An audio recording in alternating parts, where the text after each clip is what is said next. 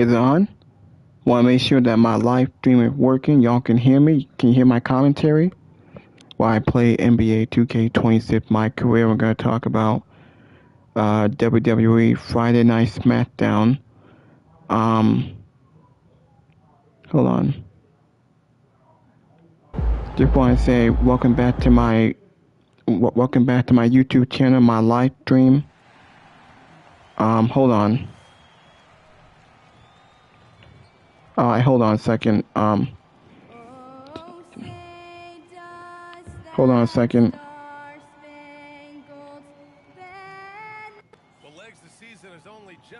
Okay. Okay, hold on a second. Have to make sure that this is working. This is Jacob Cast 2024. We're gonna talk about WWE Friday Night Smackdown, July 10, 2026. We're gonna do a Smackdown review, and while we talk about Smackdown, I'm gonna be playing NBA 2K26, my career on the PS5. Yeah, so enjoy this video. Hit that like button, leave a comment, please subscribe to my channel. Let me know in the comment section below if y'all want to see more. Thank you for watching. Thank you for all the support. Hit that like button. Please subscribe to my channel. Just want to let y'all know. Hold on.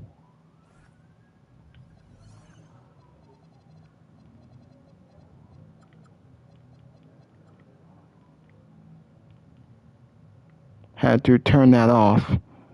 Alright, so alright, hold on a second. So we are going to talk about Friday Night Smackdown.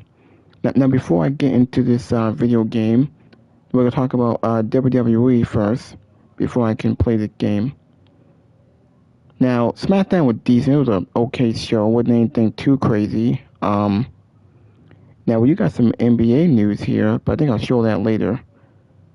We'll talk about Smackdown with, the show opened up with CM Punk as your new WWE champion. And he came out, Cody Rhodes confronted him. They announced the match. It's official. We got Cody Rhodes and CM Punk, which is official for SummerSlam. Kayak smart filters help me find the perfect hotel room. And the Clay setting up Gunther and Nick Aldis for SummerSlam because Gunther attacked them at the end of the show. And then I think the big shocking, the most thing that they're talking about is Baron Corbin. Yes, we got the return of Baron Corbin. After a year and a half after being released from the company, Baron Corbin is back. I think it's been rumored for a couple of months now, or a couple of weeks, that Corbin wasn't going to sign with the company again. But Baron Corbin is back. He came out and he attacked Trick Williams and Carmelo Hayes. So we're going after the U.S. Championship. He'll be in the mid card. He got a holy shit chant. It was a crazy Baron Corbin after all the years of hating Corbin, but after liking the character, after the great work he did in NXT with Braun Breaker and the Wolf Dogs. Corbin's back on the main roster. He's on Smackdown. He'll be in the mid card. Yeah. And Jimmy said that they were going to beat his ass, but Fatu said Jimmy. Now, what happened on Smackdown wasn't really that much. Besides Cody Rhodes challenging CM Punk to SummerSlam, where did Sami Zayn fit? We don't know. Sami Zayn was in a segment after the show on Raw. We didn't see Sami Zayn tonight. Is Sami Zayn going to be cast out of SummerSlam? It's not going to be on pay-per-view? That's a shame, and that sucked, and that just really messed up, man. But they already announced it one-on-one. That will definitely be your main event, Punk and Cody Rhodes. That can be your main event for one tonight. CM Punk versus Cody Rhodes, we'll get into that. What happened on the show tonight, Finn Balor defeated Tama Tonga in a decent match. That was alright. The former NXT guy beat up Balor backstage. I think it was last week, and that's how we got the match. Balor got the victory.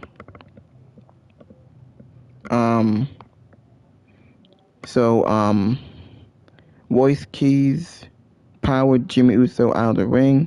Jacob Fatu left, and then we got a one-on-one match with both of them. Jimmy Uso beat Royce Key surprisingly.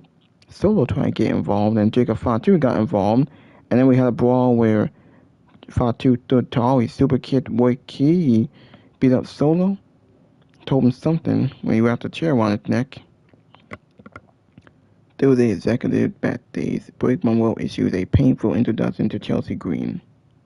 Let's end up something with that. Jimmy Uso beat Royce Key at Jacob Fatu takes out Solo Sikoa.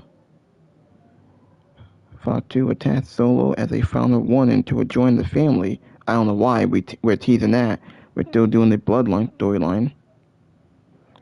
It like they don't know what to do with Solo on TV.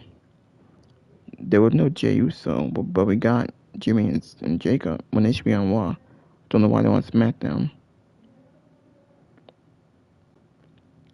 Yeah, we did get I think we had a 6-woman tag with Jay Cargill fasting against Charlotte and Alexa. I think Jay got the victory and supposedly broke Alexa's arm by wrapping the chair on it and slowly dislocating it. Now, it's not really dislocated. We all know that Alexa Bliss is double jointed, so it's not really dislocated.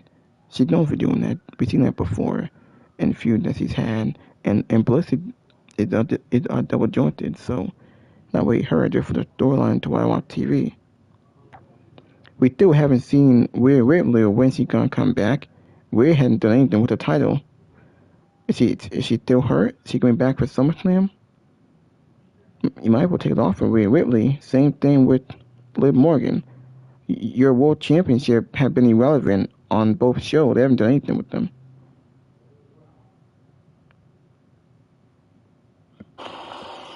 Hold on. A lot of infection in there, Tim. Um. Doing really well.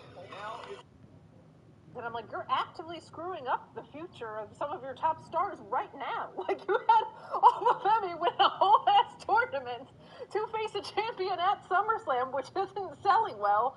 All to do what? Not have him challenge for the title at SummerSlam. So, I feel like, what the fuck was I gonna do? Gonna be totally mad. Yep, these are the new age out dogs. With the left in the show and go, oh, well, stay with this. You put this Gunther character in lose. Blue Chew. Alpha, I really enjoyed Gunther now. You may or may not find every other Friday or every 10 Fridays. We're not supposed to tell the people that. Hey, we're here. It's been a busy last couple of months, all right? But you know what? We're here to talk about Smackdown, and it's going to be a damn good time, okay? But before we get to the show, Santi, I need to know before we get started, are you a fan of that white, furry United States Championship bout? Thank you. Oh, my God. I think it's a fire hazard. I think it's a fire hazard. I think it's gonna end up setting somebody's house on fire. Santi, it looks like the cheap sex toy you buy off the Las Vegas Strip. You know what? That could be fun. You know, you use it as a little paddle, as a little title shot. You know what I'm saying? I hate it. I hate it so much, okay? And what's worse is when people call it hairy. It drives me like, when someone scratches a chalkboard, that's how I feel on my back. I feel chills whenever I see that belt. It gives me it's like a sensory thing, I think.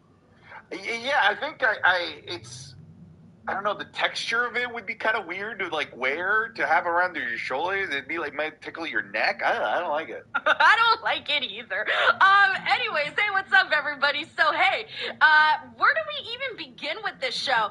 Santi, I don't know if they've posted the last couple of minutes yet on social media, but unfortunately, the show was then choked just like Santi did right now. Yeah, so the show cut off is what you're getting at.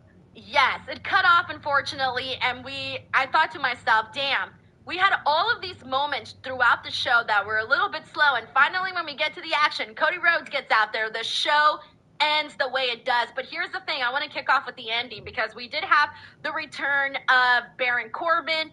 He goes out there, he beats everybody. We also had Gunther go out there, and Gunther, is talking his shit and goes off and attacks Nick Aldis. And Cody Rhodes goes out there to help him out, but at least I think he went out there to help him out. I don't know. It was kind of a lot that happened in the last, 10, 15 minutes of the show. Where do you want to start here? Do you want to start with Gunther's attack on Nick Aldis? Do you want to start on Baron Corbin's return? Or do you want to start at the beginning with a big matchup that has been made for SummerSlam? Yeah, we can start at the end there. We can talk about Nick Aldis and Gunther. How are you interpreting this? Because it wasn't just a beatdown. We also got the announcement at Saturday night's main event is going to be a tag match, which I am just not interested in. I don't like, oh, we have a match at SummerSlam, but right before we're going to team up. It's a long overdone trope of, will they be able to coexist? There's definitely going to be animosity here. I'm not interested in that match. I feel like they're phoning in this year's Saturday night's main event in Madison Square Garden. But I think the bigger question is, what are the ramifications of the beatdown? Is it a Nick Aldis stepping into the ring and giving us Magnus in the WWE? For a lot of people don't know, he's a former wrestler, former great wrestler, NWA champion, Impact champion. Are we seeing Nick Aldis stepping into the ring with Gunther, or are we looking at Nick Aldis finding a champion? Maybe like an Ilya Dragunov returning. Some people throw out the idea of maybe like a Kevin Owens, which I think is far-fetched. Drew McIntyre, far-fetched. What do you think this is leading towards? Okay, so first of all, pause, because what match did they announce for Saturday night's main event? I missed that. Yeah, it's Cody and Punk teaming up versus Gunther and Sami Zayn. Oh yeah, I don't like that. I don't like that. Okay, thank you. I missed that. Now to answer your second question, I'm gonna answer your question in a way more so that I kind of feel bad for Gunther. Because now I know, okay, here's the thing. I do think we're going to see Gunther versus Nick Aldis. I think that'll happen because at this point, if they do this big ol' attack and don't actually lead to the match, I almost feel like they're just trolling everybody. Because for the longest time, people have expected something like this to go down with one of the GMs and whoever it is that they're beefing with on their respective roster. I almost feel like if they don't do it now, just stop teasing it already. So they should do it. But at the exact same time, Santi, Gunther is the guy that retired all these great people, including your GOAT, John Cena, made his ass tap. And what has he gotten from that? No championship belt. He doesn't have a major matchup. And you're telling me that his big possible matchup is going to most likely be with the general manager of Smackdown? I'm sorry, but that is a fall from grace. That is off cloud 9 to the dust. I agree. We've been here before with Gunther, world champion, loses to Jey Uso, feuds with Pat McAfee. So this is not the first rodeo for a Gunther. I'm interested in the match, but to echo what you're saying, I think I'd be a lot more okay with the match happening had it not been with all of the investment they made in Gunther becoming the top heel main event guy of the entirety of the WWE, because the investment has been crazy. The careers they've invested in Gunther to be the top heel of the WWE, the return on that investment being a SummerSlam match with Nick Aldis in a WrestleMania match that was made impromptu because they had nothing for either guy against Seth Rollins that needed to end in in interference. It is pretty atrocious in terms of the follow-up since the AJ Styles match at Royal Rumble in Riyadh. It's terrible. It really is. In a vacuum, if we didn't have any of that context, I would be excited for Gunther versus Nick Aldis. I genuinely would be. I genuinely am excited for it, but it doesn't excuse, as you said, the fall from grace that you mentioned. Yeah, look, I was a fan of Brutus Magnus back in the day. In fact, I used to have a big crush on the guy, all right? He was hot as fuck. And you know what? He's still a charming guy. But at the same time, it's one of those things where it's okay, that was in the past now. You got to make it so that if he is going to go back out there and wrestle, you got to build up to Gunther. Because Gunther's status has completely gone to, he's supposed to be untouchable at this point. He's not untouchable. And I feel like they kind of lost the plot there with Gunther. And that's the part that kind of, I don't know, it bums me out a little bit to see that. I also feel like the last couple of weeks, months, however long time, it feels like he's been on a string of bad decisions, right? The last time that you and I were here, Santi, we were talking about how he had gotten Sami Zayn as the special guest referee. That completely backfired. And then on Raw, he goes out there, he attacks Cody Rhodes. I don't know what Gunther expected to come off of that. And now, bam, we got a brand new champion in CM Punk. So it feels like now he's even further away from what he actually wanted, which was the undisputed WWE championship. So right now, I'm kind of feeling a little bad for Gunther, and I'm wondering if they either don't know how to continue following up with him, or if they're walking back all of that investment that they made with Gunther. I think it's walking back the investment. I think, and I said this a while ago now, that the career killer thing is a handcuff with a dead end. There are only so many careers to kill, and then from there, the only natural next step would be world championships. And if you are not ready to give the guy a world championship, either because you don't want to make him the guy, and or you want to continue to have other guys at the top, the Romans, the Codys, the Punks of the world, then all of a sudden you put this Gunther character in stasis because he can't sit around waiting for careers to kill that don't exist. And that's what happened at WrestleMania. Right? We were waiting for a career to kill in Rey Mysterio. Didn't materialize. So they just fucking came up with a match from out of nowhere, like an RKO in 2009.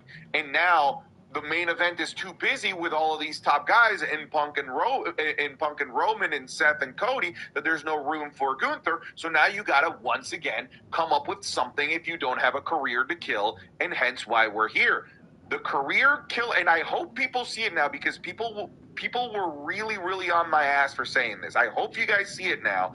It is a fucking handcuff, an unnecessary box to put yourself in. Like, I thought it was ridiculous that they even made his lower third the career killer. Like, you are pigeonholing this guy.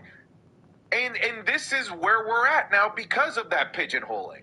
Especially because they didn't know how to follow it up.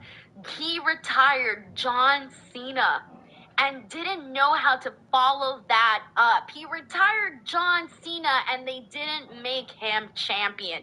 I don't know what to say about that. So right now, I think it's looking a little rocky there for Gunther, but hey, we'll see what goes down. And yes, I am expecting them to make that matchup with Nick Aldis. Now, let's kind of rewind a little bit here, and I want to let's get into some of the super chats before I move on. We got Trevero Armenta. Hey, thank you so much, generous super chat. He says, hey, Denise, great stream. I know that many of us has been through some bad times, but allegedly someone tried to guilt chat for a fur-covered title. What are your opinions on the morality of situation asking for a friend? Wait, what? I know someone's been through some bad times, but allegedly someone tried to guilt chat for a fur-covered title. Well, I'm confused. Wait, Sam, do you understand what that means? Guilt chat for a fur-covered title? What are your opinions on the morality of situation asking for a friend? People were trying to basically, bully me into buying the fur title. And I said, I'm not paying $700 for one of the ugliest titles that I've ever seen. And then it turned into the 4,000 people in my chat calling me poor and broke, that I can't afford anything. Then they started sending me 50 cents, calling me broke to buy the belt. So that's where this is from. Then you know what? You should buy the belt and burn it. It will catch fire very easily. I don't think it would struggle to burn it. No. That thing is kindling. You know what you can do with $700? I was just talking about this, okay? That's someone's car payment. You could go to Disneyland with that. You could buy 2 weeks. That's a great night at a strip club. The amount of lap dances, Denise, instead of a freaking fur belt? I was going to say, what's the going rate for a lap dance? It kind of depends, hole-in-the-wall places. You might get lucky and find like a $20, $25 joint. Most places are generally like $50. All right. You make contact? Denise, by the way, you're glitching hard, and I think I'm fine. The chat's saying you're glitching. It's me. I've been having a hard time today. Just ignore it. It's because my computer hasn't been on all day. So right now what's happening is that I am struggling. But am I back now? We'll put a little You pause. are back, yes. I think it's just you. I think the chat can hear me just fine. It's you. And is it my audio too? Or my video, just my video? It's video, but then your audio lags as your video lags. Oh, I see. Okay. Let me, just let me know if I'm good now, then I can continue, and if it happens again, just let me know. Okay. All right, yeah, because I haven't turned on my computer. I just came back from vacation, so I haven't turned on my computer at all for a bit, so it's a little rusty right now. It's getting its sea legs out there. All right, anyways, yes, so do not buy the belt. Please go do something else with it. Go get a lap dance. Thank you, Chavera Armenta. We got Joe Compton here. Says 18 months of DWO. Use Blue Chew code, Denise. Always, guys. We got Frank here. Says, LMFAO, the real definition of Mr. and Mrs. Tripod. I'm afraid Denise is bigger, though. Vacation Denise is like Tekla on commentary with her pina colada. The Puerto Rico cracking was a 5-star classic. You know what, Santi? If you can't figure that one out for yourself, I am not here to explain this one. Thank you, Frank. No, I kind of got it. I just don't know why I'm getting called the smaller tripod. No, that's not what he's talking about. I don't know. I won't explain it. We got Night Wolf here who says, overall, SummerSlam, in my opinion, is looking like it will have a more exciting show than WrestleMania 42 if the 3 big matches deliver. Well, okay, well let's look at that here for SummerSlam matches, Santi. Of course, we know that we're getting CM Punk and Cody Rhodes, which we'll dive into in just a second. But we're also getting Seth Rollins and Roman Reigns. And then we're also getting, I'm forgetting something. What else? Oh, yeah, Oba Femi and Brock Lesnar, Liv Morgan and Io Sky. Looking at this, do you agree? Do you think it could be better than WrestleMania? I mean, yeah, I think it can be better than WrestleMania, especially if the rumors are true of 8 matches per night. That would be pretty sick, especially as well with the other additional rumor of Night of Champions having more matches because at the request of ESPN wanting more matches on the paid post the first 1 hour being on ESPN. So we're seeing maybe a little bit of pressure here on ESPN to give more value to get people to buy the paid portion of the show after the 1 hour, which I think a byproduct will be a better show for us. I have a hard time seeing how this could be as bad as WrestleMania. Like, you would really need to fuck this up hard to be as bad as this year's WrestleMania, both in terms of build-ups, both in terms of the execution of most of the matches. Most of them, if you remember, were under 10 minutes, a couple of them under 7. I have a hard time seeing how they could be as bad as WrestleMania. But I do think that WrestleMania damaged the goodwill of a 2-night event. Because if you look at SummerSlam, they are in a 60,000 stadium in Minnesota, but they've set it up for a max capacity of 26,000. With Chime, you bank fee-free. Are you seeing this? Domino's just added Stuff.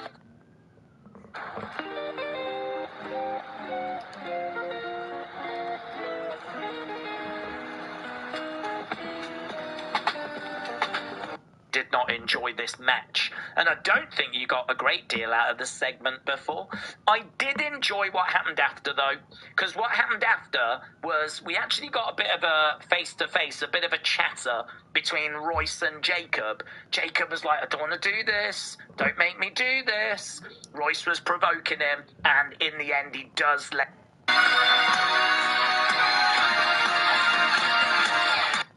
Can I have a title match? Okay. That was the feud. Yes, I think the key word there that you said was personal. This is not personal yet. It needs more heat. It needs to get personal.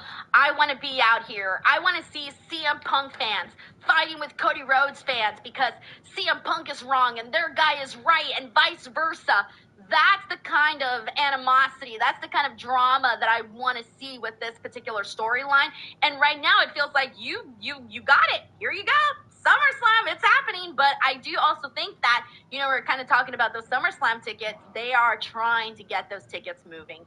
And if they can start promoting these matches, we still got a month or so to go, less than a month at this point, then hey, we're going to spend the next few weeks trying to build these up is what I hope that they do, because I do want this to feel much more personal and much more important. Like, I hate to be the person that's like, oh, bring up some AEW stuff.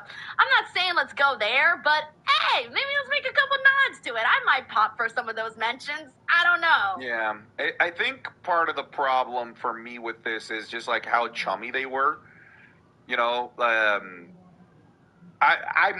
already not a huge fan of babyface versus babyface generally. You know, I would have liked someone to be the good guy, someone to be the bad guy, someone to be the bastard, somebody to be the hero. But you can still do those, like CM Punk and Roman Reigns. They had some pretty personal, like heat-filled promos. Remember, like I'm going to bury you next to your dead dad or whatever. There were you can make those babyface versus babyface promos feel like these guys are about to go to war without making somebody a twirly mustache evildoer tying the girl to the railroad tracks level of bad guy. But here there's like no attempt at all to get you excited as to why these guys are going to war, as opposed to and in exchange they're just saying they're gonna fight. That's it. That's just the match. Get ready for SummerSlam. That's it. You know, there's no, you know, what am I biting into? You know, where's the story? Where's the narrative here? Don't get me wrong. We have time from now to SummerSlam, but I want to remind you, not much. You know, it's like 3 weeks till SummerSlam. Maybe they want to set something up. Maybe something big happens between them at Saturday night's main event. Maybe a heel turn at Saturday night's main event. But I think a heel turn, and I said this to my chat, I think it's really wishful thinking.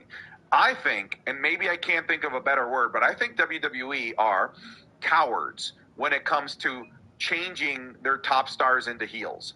I think especially right now, they are scared to turn a guy like Cody, to turn a guy like Roman, to turn a guy like Cody Rhodes into a bad guy. I think they are dead set on these guys being the heroes and the faces of their shows, and they won't move the needle and turn one of them into a bad guy because they're scared of what that might result in. Well, they might as well do it with CM Punk if they're not willing to do it with Cody Rhodes. That's that. Because a lot of us have been tired of this corporate Punk. We want like CM Punk, you know. We want someone that's gonna go out there, shit talk, say things how it is, because those have been the best moments ever since CM Punk came back. Ever since he's called, you know, when he called out TKO, that was awesome. When he called out The Rock, that was awesome. Moments like that have been gold. Everything else, whatever. Thank you, Dave. We got James, and also right now, considering that we were talking about like moving the needle a little bit, if they did finally go with Cody Rhodes turning heel, let me tell you, that'll finally get people talking. We got James H. Jackson here. It says former NWA World Heavyweight Champion Nick Aldis, aka the Real World's Champ, is coming back to the ring. I'm super excited. Thank you, James, for sending in the super chat, by the way. And yeah, man, like I said, I used to be a fan of him back in the day. So if he can go back out there and, you know, charm us once again, I think it'll be really good. Thank you, James. We got Kevin H. here. It says, the way I see it, Gunther beat old people. It still doesn't make him better than the main event guys. He's not bigger than Roman, Punk, and Cody. But here's the thing, though. Like, yes, Goldberg was old, but Goldberg is still fucking Goldberg. John Cena, yes, we know he was old already, but he's still John Cena. AJ Styles, older, but he can still freaking go more than the other two guys. So, look, at the end of the day, those were big names that he retired. So that should have put him up in another stratosphere. I mean, just the Cena one alone. Yeah. Just the Cena one alone should have put him in the stratosphere. We got Pumpin' VS here. It says, I hate the opportunities fall from the skyline from CM Punk. As a Finn Balor fan, good things never arrive to those who wait and work week to week. Dude, poor Finn. But you know what, though? Finn looks great. They did do a little tease in the back with CM Punk and Finn, so maybe they revisit that at some point. And if they do, maybe down the line, who knows, maybe Finn Balor finally gets to go at the championship once again. Ooh, and speaking of that moment in the back, though, CM Punk finally said the things that we've been feeling about Johnny Gargano, saying it isn't working. And hey, man, I used to know you as Johnny Wrestling. The fact that they said what we have been saying nonstop on the air, come on now, what are we doing? I mean, I'm hoping that this leads to Punk versus Gargano. That'd be cool. That's a match that I don't think we've seen. You know, I feel really bad saying this, but I don't even want to see that anymore because of how bad they've been doing with Johnny Wrestling. Well, Johnny Gargano. He's not Johnny Wrestling right now. They need to convince me that he is Johnny Wrestling again before we get to Johnny versus CM Punk. Yeah, fair enough. We got Dave Koss here who says, I know you guys watch both, so I'm sharing. AEW just announced Hangman's return for tomorrow's Collision. Yes, they social media announced one of the biggest returns in the company can do. Sigh. I saw people commenting about that, and I thought, what? They announced that for Collision? What? No way. I don't know why they did that. I haven't even seen the announcement just yet. I am a little surprised by that, considering that we were kind of already expecting Hangman's return because they had been making a lot of mentions of him, but I wasn't expecting for it to be like announced on social media. I was definitely along the lines of a big return, maybe at Redemption or something like that. So I don't know why exactly they did that. This doesn't feel very, I feel like AEW would have known better and done better by having him actually just surprise appear. But who knows? Maybe they got something in store. It's a very WWE move to do. Yeah. Thank you. We got Isaiah Robinson. Thank you for the super chat. We got Jay here who says, I simply do not care about Gunther anymore. If anything, I just want him to go away for a while, and maybe I'll care when he returns. Very sad. See, I still care about Gunther because he's a good wrestler. You give me, Santi, I'm easy, man. You give me one great match, and I'll be like, let's go. Hallelujah. Come on, baby. You know, I'm very quick. You can get me back just like that. But they got to do that first.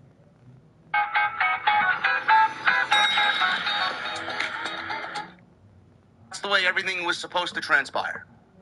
And CM Punk was supposed to wrestle Cody Rhodes.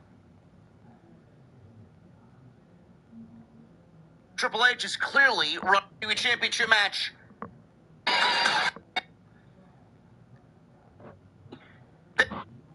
At SummerSlam.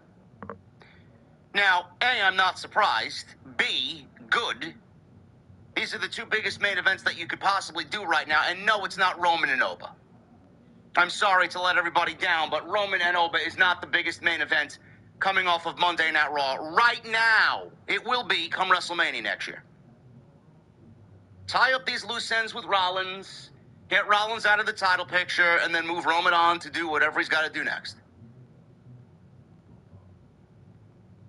The reason why Cody and CM Punk is so interesting to me is because they have a lot of similarities. Two huge fan favorites. They both come from AEW. They were both there at the same time. There's a lot that they could actually tap into. Cody walked away from WWE on his own. Cody went to go reinvent himself on the indies and make himself into a main event player. He started a rival promotion, ended up leaving that rival promotion because he felt it was time in his life to come back home. He felt right now was the time to go and achieve that dream and finish the story and make his father proud. If not now, there may never be another opportunity. CM Punk was fired on his wedding day. CM Punk was fired by Vince McMahon. CM Punk left pro wrestling for 8 years. The one man that brought him back to pro wrestling was Tony Khan. Paid him a boatload of money in the vicinity of $5 million a year. CM Punk made AEW feel legitimate. CM Punk made AEW feel like a true number two. CM Punk made AEW feel like an alternative. Then he left. He came back home. This is a great story to tell. This is the biggest match that WWE has on the table, period. There is no bigger match. The only other match that is bigger is Rock and Roman, and I'm not even going to say that's number one because Rock is never around. I can't put him in the discussion unless he's on TV semi-regularly.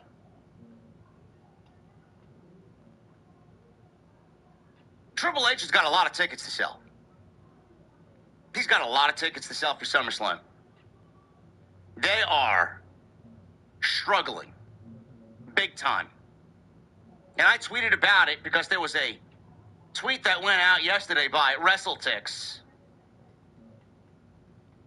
Right now, as of yesterday, their tweet went up at 8:01 p.m. on July 9th. It's got 2.8 million views. SummerSlam, as of yesterday, this is Saturday, 22,069 tickets out the door. The setup for US Bank Stadium in Minneapolis is $29,535. There's close to 6,000 tickets still left remaining.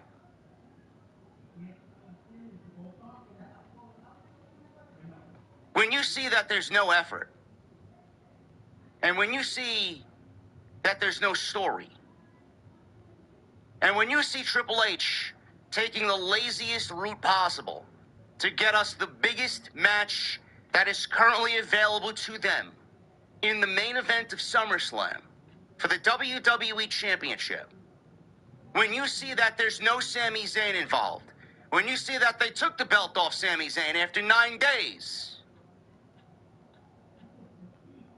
now you see why. SummerSlam last year did 50 and 60,000 on night 1 and night 2. WWE did over 110,000 people at SummerSlam last year for a 2-night event in New Jersey. Is Minnesota New Jersey? No. Is the economy worse today than it was last year? Absolutely. Ticket prices are up. Fuel is up. Jet fuel, car fuel. Day-to-day living is worse today than it is in 2025. Hotel, flights, food, accommodations, you name it, it's all up. When Mark Shapiro is out there publicly addressing the ticket prices and the fact that they could go even deeper, charging you whatever they want, publicly admitting that Vince McMahon catered to nothing but the families, you see why that SummerSlam this year is trending well below expectations. Our friends over at WrestleVotes even made a comment today on Twitter saying that the ticket sales for SummerSlam is just not an overnight thing because they saw the tweet, and I'm sure they went to their sources and asked appropriately what the internal feeling is about SummerSlam. This has been an internal worry for a very long time. As soon as they announced the tickets going on sale and they saw the trend in selling the tickets, this has been a worry internally in WWE for weeks.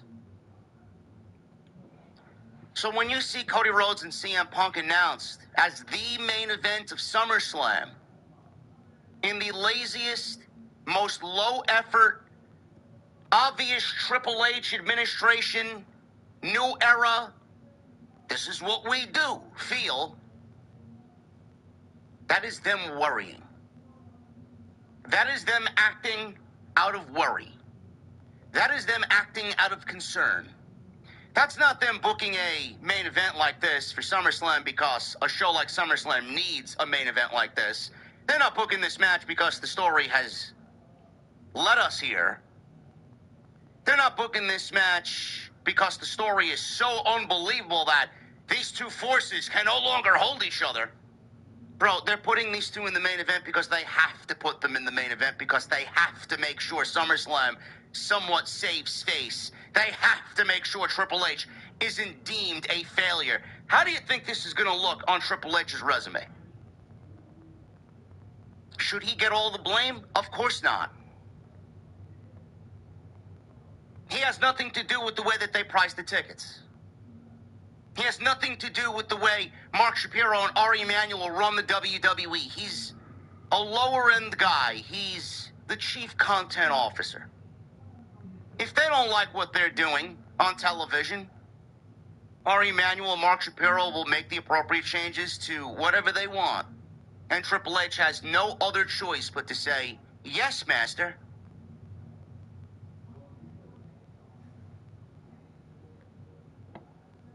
This is why I complain, and this is why I bitch and moan. For you, you might enjoy this. I'm excited to see the match. I've asked for this match for months now. That has nothing to do with it. I'm going to sit, I'm going to enjoy the WWE slop that they give us, and I'm going to enjoy CM Punk and Cody Rhodes. They're two... The secret to that bold -196 taste? Whole lemons. Free. So even though Gunther is going to be involved in this tag, defending the Some important things that happened. It wasn't by any means a throwaway show. The biggest of all being that we got not just a new SummerSlam match announced, but arguably the biggest SummerSlam match that will be on the card this year was made official tonight. We had the brand new WWE Champion CM Punk in the house tonight. He's now officially a member of the Blue Brand for the first time since coming back to the company 3 years ago. And that match is going to be, to the surprise of no one, if you've been paying attention, CM Punk defending the WWE Championship against Cody Rhodes.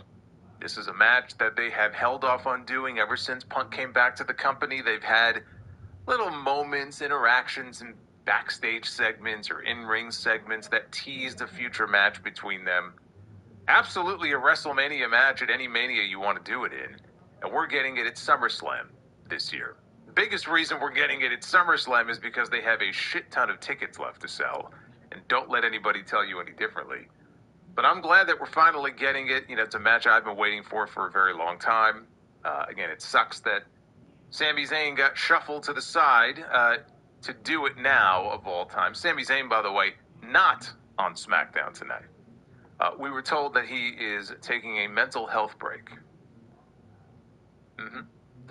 However, we do know he will be back next week. And the reason that we know that is because we finally got a real match made official for Saturday night's main event. Yeah, they realized, oh shit, we have a Madison Square Garden show coming up on Peacock next weekend. We should probably put some star power on there. A show that desperately needed some star power. And now we have a tag team match that was also made official where it will be Cody Rhodes and CM Punk teaming up to take on Gunther and Sami Zayn. That will be our main event on Saturday night's main event next weekend. And not only did we have that, we're going to get into all of that because there was a show closing angle. Really the most important things that happened were the beginning and the end. The beginning is where we got the announcement of Cody and Punk. The end of the show is where we got the announcement of the tag team match next weekend, but also Gunther did not take the news very well. And Gunther attacked Nick Aldis repeatedly, even though you had 12 people out there who couldn't pull this man off. Put him in the sleeper hold several times. So we got one SummerSlam match officially announced. We have the other SummerSlam match that's all but official. I mean, if you needed any further indication of what Gunther is going to be doing on that show, you need not look any further than that closing segment. We will be getting the first Nick Aldis match in WWE. It's only a matter of when they announce it. And so clearly they are moving forward with him and Gunther going one-on-one on that show. So even though Gunther is going to be involved in this tag team match next weekend, anybody thinking that this is going to be some sort of fatal four-way situation at SummerSlam and they're going to add Sammy and they're going to add Gunther, that pretty much went out the window with the show. Although doing a fatal four-way I don't think was ever realistic to begin with.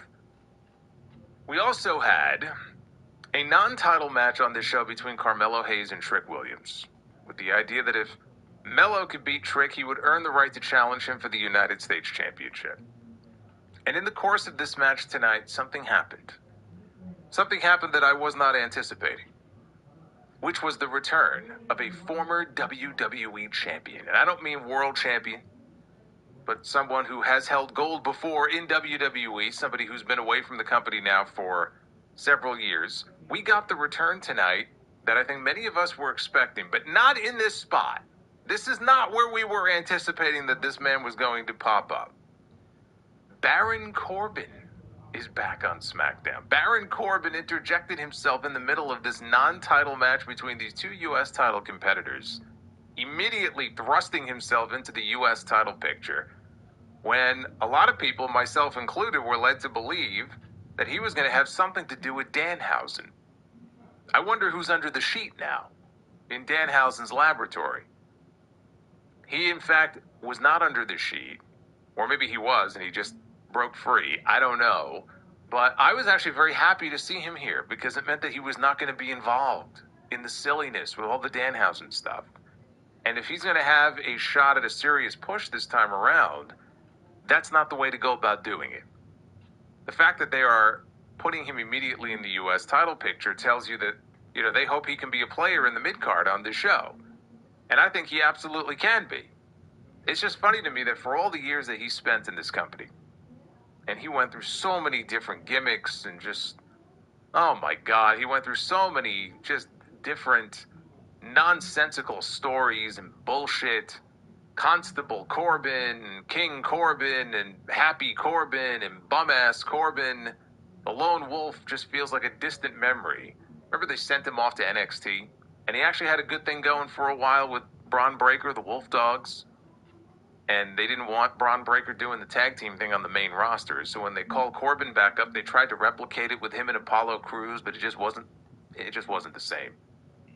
But that period of time there where he was called back up and he was basically in the babyface role was probably the first time that he had some real legitimate fan support. And that's when they got rid of him. So my hope is that he can kind of recapture some of that. I mean, this is the first and maybe the only time that you will ever hear Baron Corbin showered by holy shit chants from an arena full of people. This man got holy shit chants because they were so shocked or happy or both to see him back on this show. I don't know that that moment for him will ever be replicated. One can hope, though, that this run will go better for him than the last one. But that definitely shocked the hell out of me. I was expecting him back. I was not expecting him back in that spot. Jade Cargill. We know that she is on a collision course with Charlotte Flair. That is another match that is not yet official for SummerSlam, but we all know it's going to happen. And so tonight, the sacrificial lamb was the bestie. Her best friend, her tag team partner, Alexa Bliss.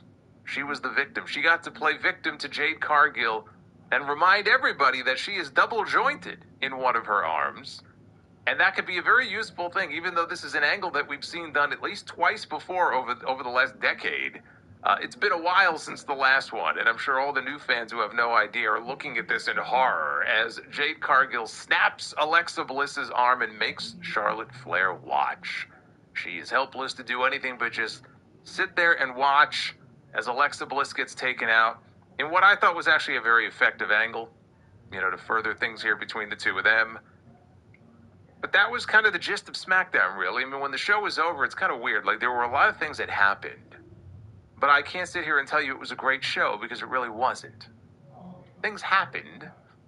But I can't call this a great SmackDown. SmackDown was basically what SmackDown normally would be. There was bloodline stuff on this show, which is just boring me to tears. Doesn't seem to matter what show it is, Raw or SmackDown. It's just, it ain't hitting. It ain't hitting the way that the bloodline stuff used to. This is what happens when you basically run a different variation of the same angle that has been going on now for what, 6 years, 7 years? About 6 years now. Somehow this company has gotten me to a point where I actually found myself tonight rooting for Solo Sikoa over Jacob Fatu. What have they done to Jacob? What have they done to Jacob Fatu in these last couple of months? Where I'm sitting here and I'm like, hey, I'm actually rooting for Solo. Amazing. Let's talk about this show. This is your Friday Night SmackDown review. It is July 10th, 2026. I am not Solo Sikoa, but I am the Solomon, and I thank you for being with me here on a Friday. Like and subscribe. Super chats are open. Release the Kraken. There you go. They'll start popping up on your screen there. We got a bonus goal going in the live chat. And I will be reading all of your messages a little bit later on here in the stream. So go ahead and get those on in. And let's spin the wheel right now. Find out how many likes we need to do our Be the Booker segment a little bit later on. Let's take it for a spin. Spin, spin, spin. Here we go. What do we need? Lay it on me. 350. I mean, come on. We could do that sleeping. We're already at 223. 350 likes is all we need. A very modest goal tonight. And we will do at least one round of Be the Booker. So get those likes on in. As we kick things off here. Hey, JKE. Welcome to the channel, brother. Bliss fan, I know Bliss fan is very upset over the treatment of Alexa Bliss. I am sure that when Jade cranked back on Alexa's arm on the show tonight, Not only did Alexa's arm break, but I think a piece of Bliss fan's heart broke as he watched her writhing on the mat in pain. I felt for you. You were the first person I thought of when I saw that. I said, I hope he's not watching live. Now, after highlights,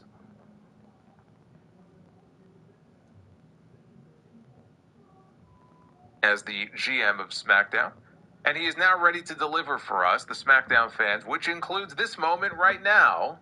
And he introduced the new WWE champion out, James Crawford, coming in with a $100 super chat. Says, I love you, Solo.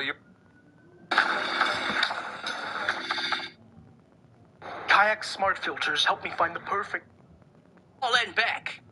They all help keep this a safe space for wrestling fans like you and like us. Please be sure you like the video. The more you like the video, the more opportunities I will be given to be recommended here on YouTube. So up, boost that algorithm by hitting that like button. The international super chat title is on the line. Larula!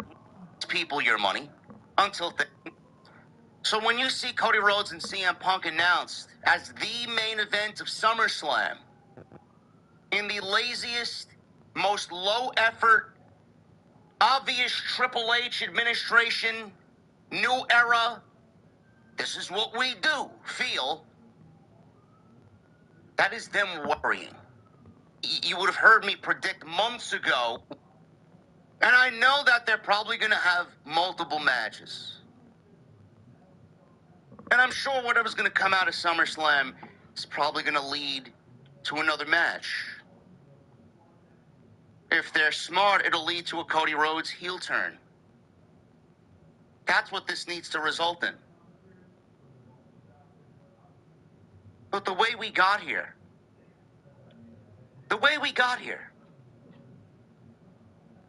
you may be lying to yourself if you say you enjoy it. What is there to enjoy? What was there to enjoy about today's interaction? CM Punk came out there. It's great to see. How he got a black eye, I don't know. I thought he was going to pull a Hogan at WrestleMania 9 when Hogan won the WWF Championship from Yokozuna. He stood in the ring wearing his red and yellow tracksuit. And then he held the WWE Championship and he did that fucking pose. He did the chin pose and he looked into the hard can with a fucking black eye. I thought it was done for aesthetical reasons.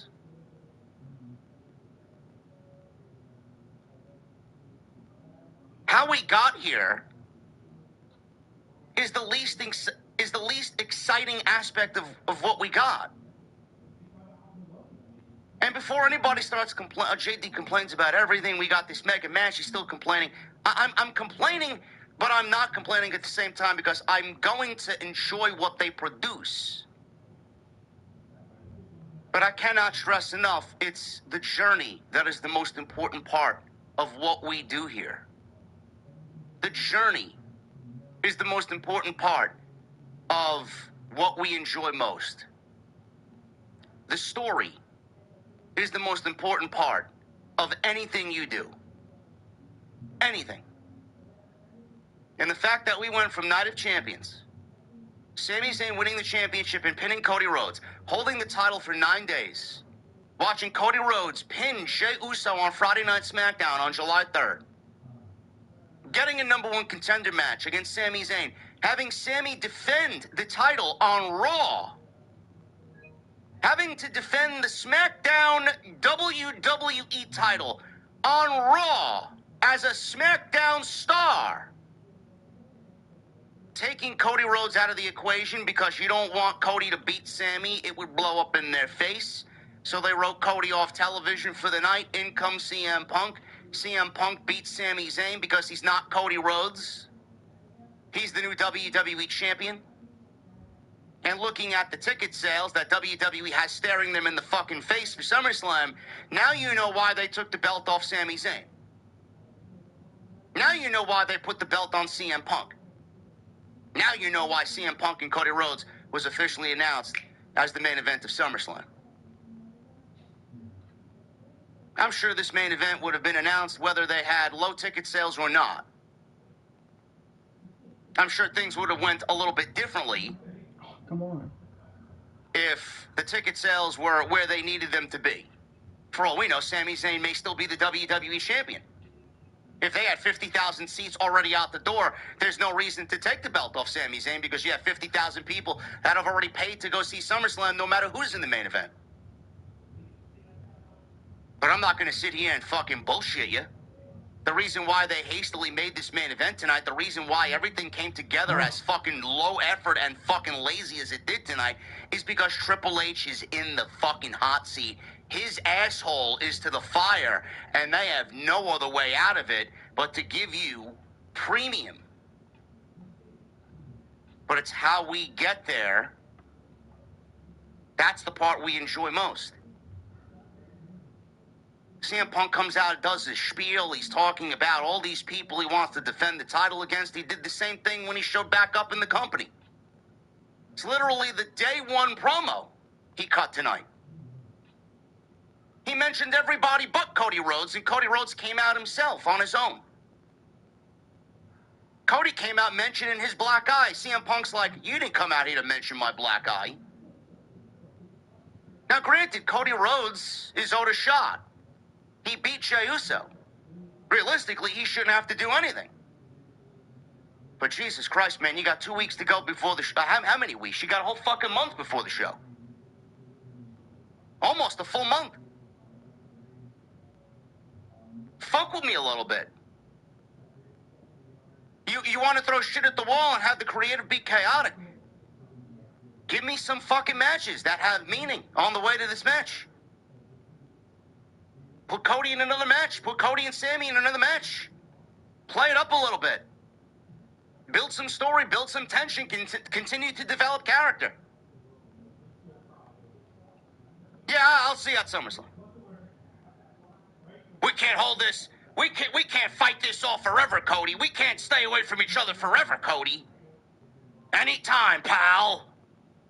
They shake hands, and Nick Aldis is like,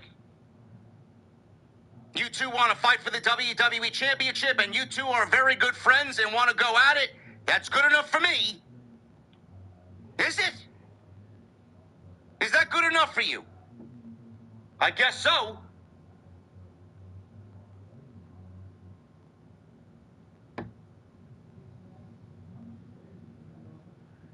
All I'm saying is the way we got here is fucking lazy. The way we got here is fucking lazy. For a match of this magnitude, for a match this big, the way we got here to the first match is fucking lazy. And if you look at it any other way, you are absolutely lying to yourself. The way we got here is fucking lazy.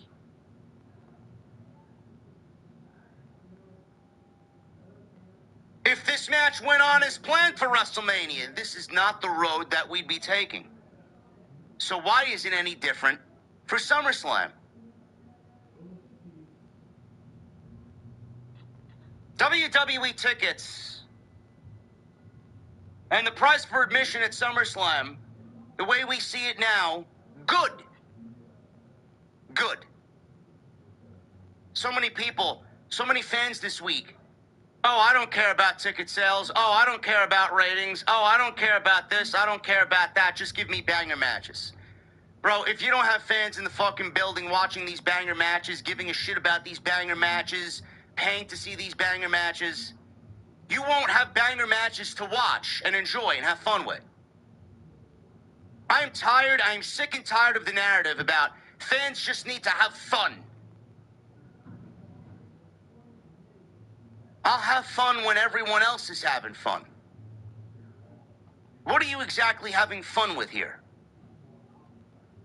The company is struggling to sell tickets for a show that is the SummerSlam of all SummerSlams with these two main events. The company is struggling to sell tickets for a SummerSlam show that they deem the WrestleMania of the summer. Good. People are finally speaking with their wallets and speaking with their money, because that's where it's going to hit them the most. I will not pay for mediocre garbage.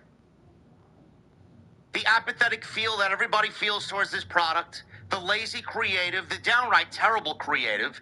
One of the two major shows has been fucking awful for most of the year. The company has had no major storylines worth fucking anything this year. Anything. There's not one fucking storyline that I could sit here and tell you, yeah, man, that was fucking great. The low effort and creative, the high ticket prices. Good.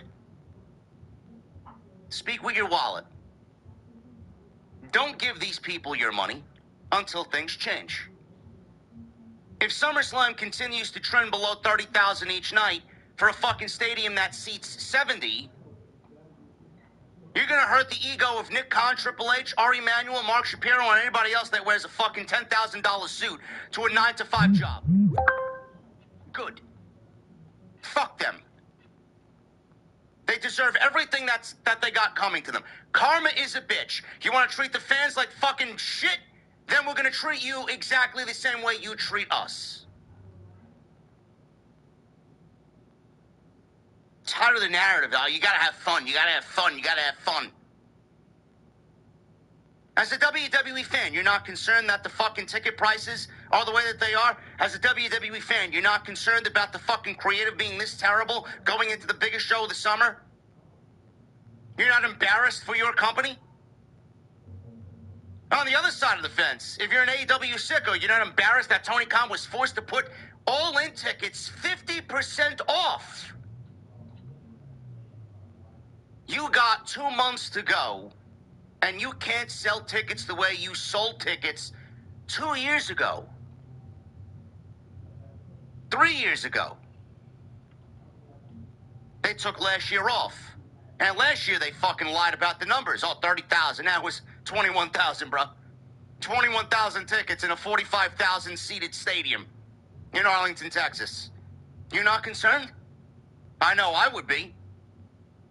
They did 770,000 on Dynamite Big Break, JD. All right, what are they going to do next week? What are they going to do when they don't have a beach as a theme? What are they going to do when they don't have MJF in the main event? What are you going to do when Will Ospreay's the AEW champion and the ratings tank? Because he's not a draw. You're not concerned? You might not even have a fucking TV deal by the end of all this. You might be watching AEW Dynamite on fucking YouTube, for all we know. Nah, but you're not concerned. No, you're not concerned. I would be. I would absolutely be concerned. If you are a fan of something, you should be concerned about the audience that product is driving. WWE, AEW, I'm a huge Destiny 2 mark. I talk about Destiny 2 all the time. It's my favorite fucking game. You don't think I was paying attention to the fucking bleeding player count? I knew as the lower number came in every fucking day that the game was going to see its end eventually. And now it is. Now they got more players now playing the game, more now than the last 3 years. And the game is dead. As soon as GTA 6 comes out, the game is dead. You're not concerned about numbers? Motherfucker, you better be concerned about numbers. I'm sure I'm going to regret this, but Frank. There we go. All right. Okay, MP, the way you responded after getting called out pre-game, I mean, have you ever considered paying someone to follow you wherever you go, insulting you at every step along the way? Because I think that might work for you. Well, Frank, I'd rather live a peaceful life than deal with haters all day. Life just doesn't work that way, though. So if someone's gonna talk, I'm gonna shut them up. Period. Okay, shutting up. Fine. Thank you. Frank. MP right here. I got a question back here.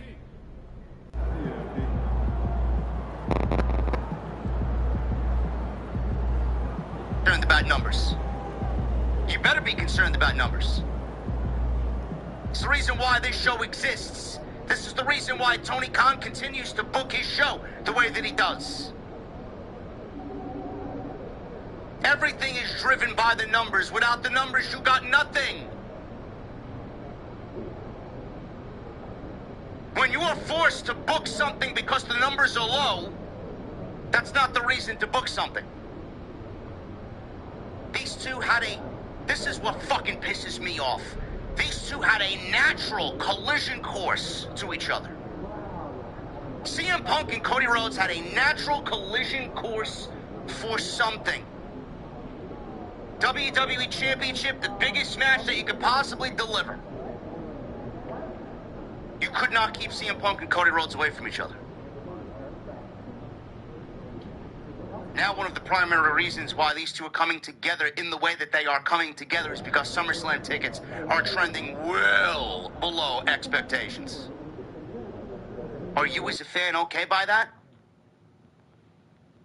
Aren't you, as the fan, cheated that you didn't get a full story leading into the first match, and that the first match is being built off fucking a beautiful story, tensions, promos, this, that? Sure, we got 2 weeks to go. What the fuck are they gonna sell you on? They could sell fucking ice to an Eskimo, these two. Who the fuck gives a shit what they have to say in the last 2 weeks? Who gives a shit?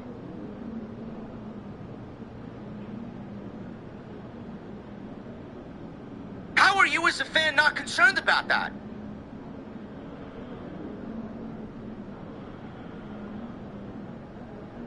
The more I watch pro wrestling, bro, the more I watch pro wrestling, the more I'm disappointed. Everybody makes it out to be bigger than it really is. Both companies are fucking in a downward trend. Big time.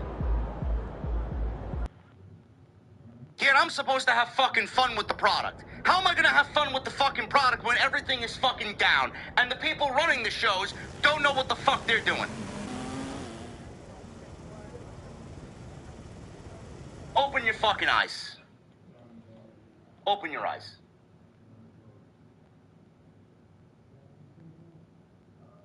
That's my rant.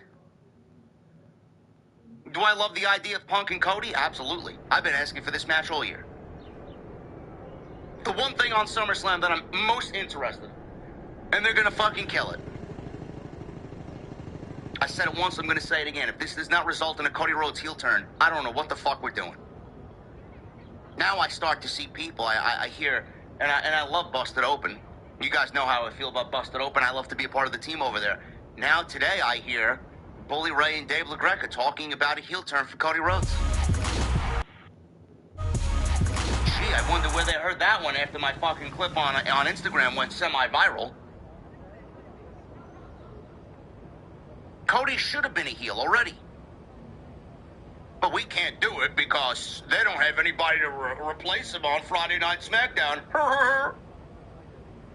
That's the going excuse nowadays. Oh, we can't turn Cody heel because we don't got anybody to replace him. Yes, you do!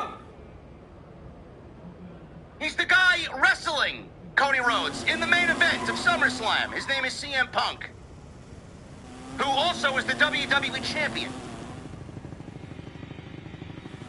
They cannot coexist as baby faces. They can't coexist as baby faces at the top of the show together.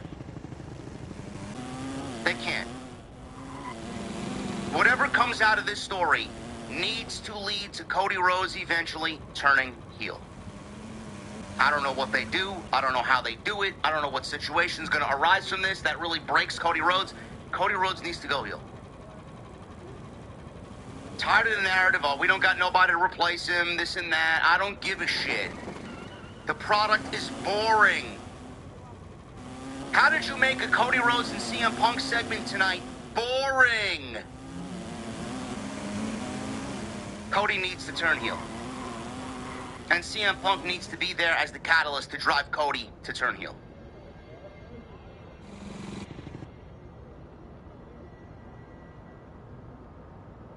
Apologize to the final boss. He wanted Cody Rhodes to turn heel last year. Last year wasn't the right place to do it. It wasn't the right place to do it. Would I have preferred a Cody Rhodes heel turn more so than John Cena? Yes. Looking at how things played out and the fact that they didn't have a fucking plan for John Cena, absolutely. Maybe that's what should have happened. But then we would be stuck with Cody Rhodes turning heel on John Cena, and John Cena would end up going away. Would Cody remain heel? In my honest opinion, Cody Rhodes' heel turn is going to be a bigger deal than John Cena's. For the simple fact of John Cena's heel turn happened 20 years too late. Or whenever he was supposed to turn heel. It was done way too late. It happened in his last year because they wanted to make a moment.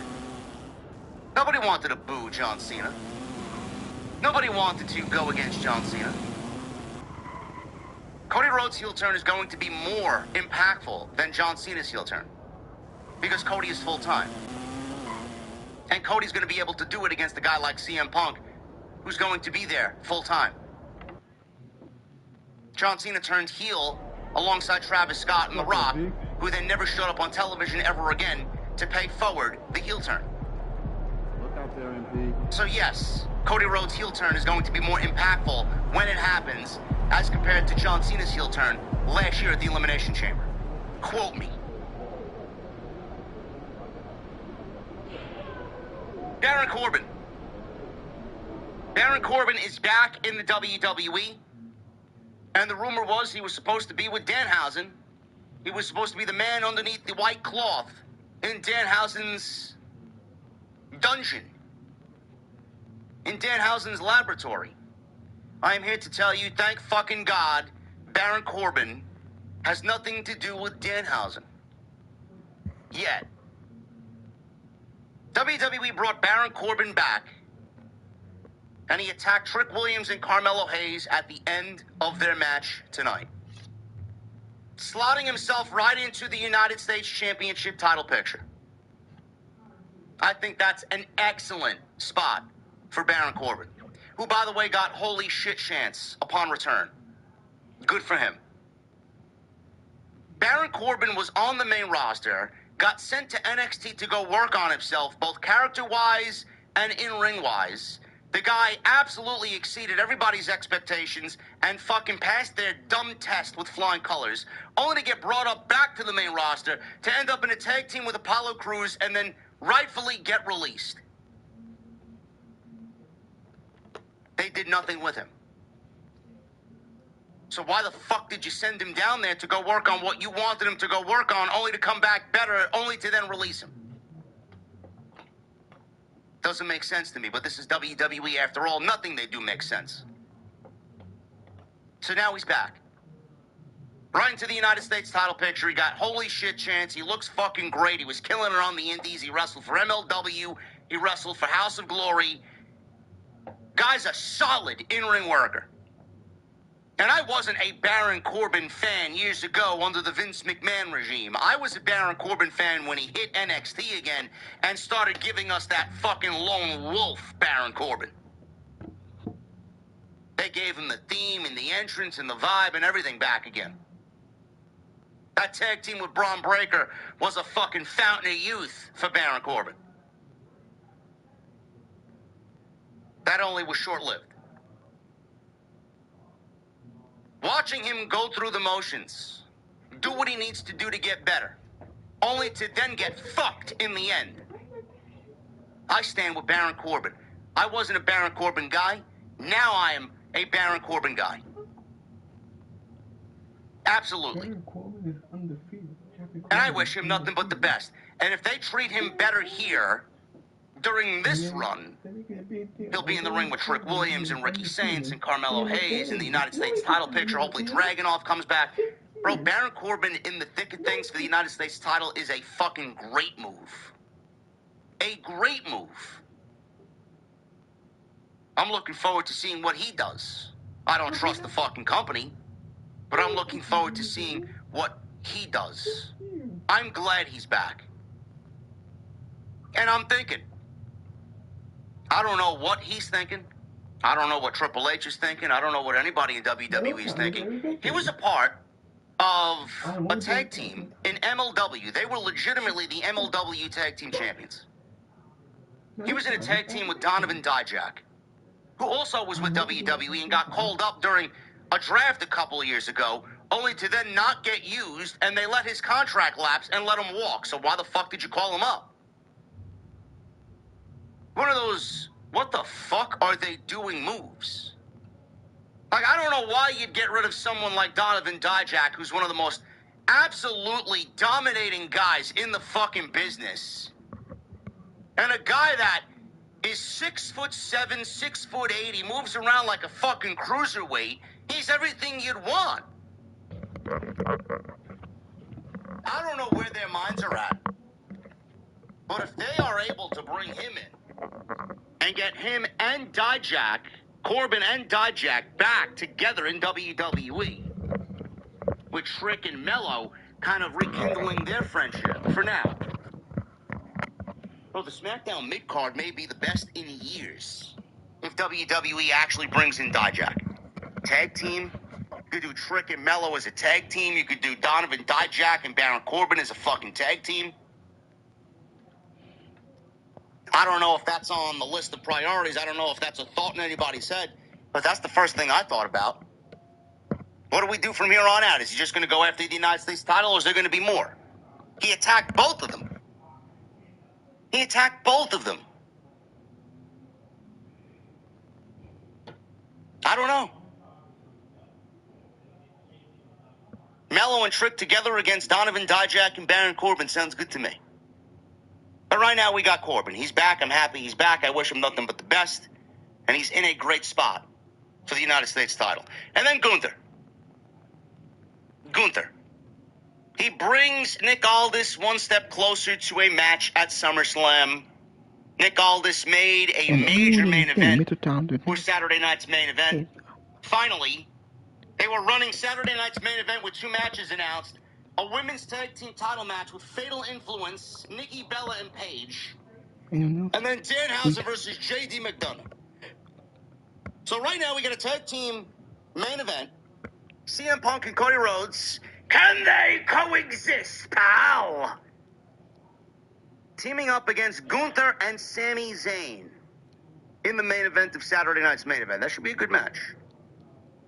Maybe some tensions arise there. What Sami does there, I don't know. Looks like Sami won't be included at SummerSlam, which sucks. But you can blame the low, astronomically low ticket prices for SummerSlam as to why Sami Zayn's not in the main event of SummerSlam. They could have at least put him in a triple threat match, but he wasn't even on the fucking show tonight.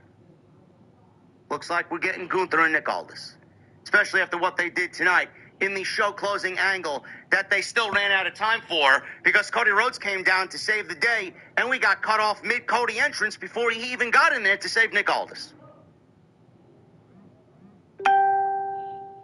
SummerSlam only has 4 matches. Can't forget. What if AI could handle your most repetitive tasks? With Google Workspace Studio, you can automate matches announced for SummerSlam. Bro, you better pick up the pace. You better pick up the pace. This is your Friday Night Smackdown post show right here on Off the Scripts for your Friday, July 10th, 2026. BlueChew.com, Coach Warren here. I just want to shout out Justin Toner. I want to shout out Captain Solo, who's already on the... Well, I will stop the video. Until that time, hit that like button, leave a comment. Please subscribe to my channel. Thank you for watching. Thank you for all the support. I'll be back with more. Until that time, I'll see y'all later. I'm going to end this live stream.